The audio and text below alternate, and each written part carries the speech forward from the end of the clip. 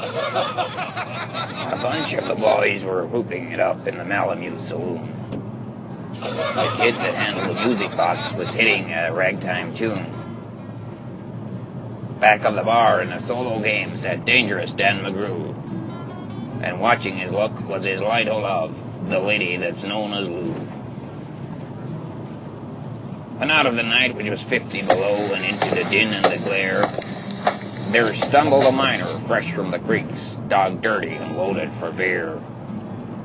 He looked like a man with a foot in the grave, and scarcely the strength of a louse. Yet he tilted a poke of dust on the bar, and called for drinks on the house.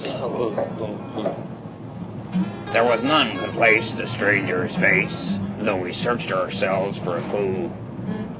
When we drank his health, the last to drink was Dangerous Dan McGrew.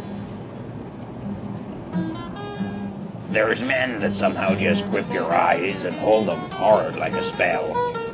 And such was he, and he looked to me like a man who had lived in hell, with a face most hair and the dreary stare of a dog whose day is done, as he watered the green stuff in his glass, and the drops fell one by one.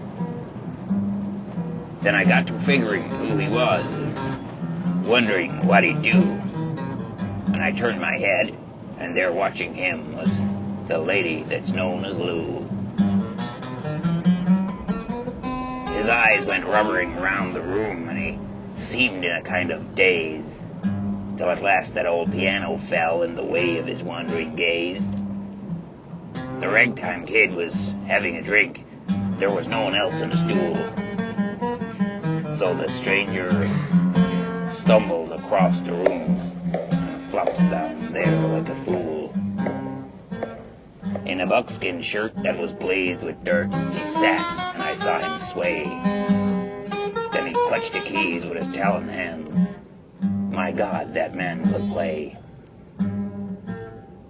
Were you ever out in the great alone and the moon was awful clear, and the icy mountains hemmed you in with a silence you most could hear, but only the howl of a timber wolf, and you camped out there in the cold? A stark dead thing in a hard dead world, clean mad for the muck called gold. High overhead, green, yellow, and red, the north lights swept in bars.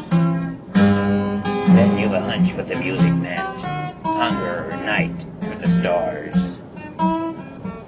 And hunger not of the belly kind that vanished with bacon and beans, but the gnawing hunger of lonely men for a fire and all that it means.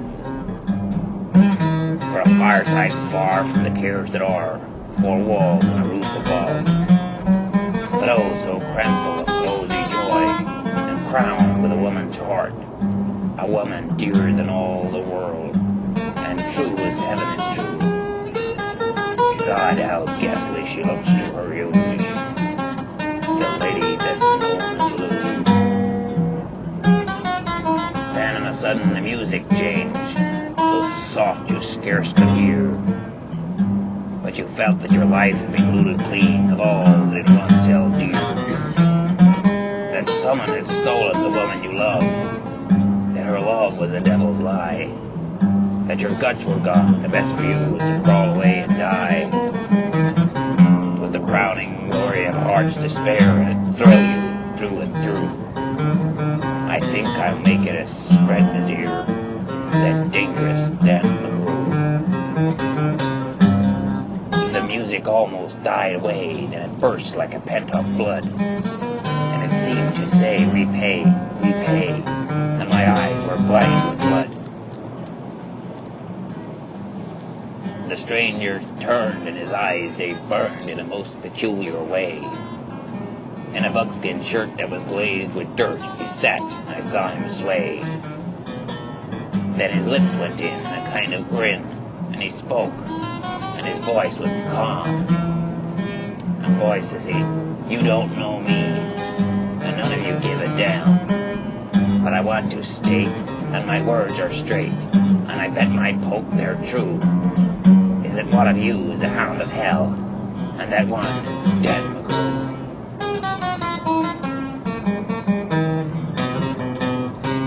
lights went out. Two guns blazed in the dark. When a woman screamed, the light went up. Two men lay stiff and stark. Pitched on his head and pump full of lead was dangerous Dan McGrew, and the man from the creeks was clutched to the breast with a lady that's known to woo. Now these are the simple facts of the case, and I guess I ought to know. I'm not so wise as these lawyer guys, but strictly between us two. The woman that kissed him and pinched his poke was the lady that's known to woo.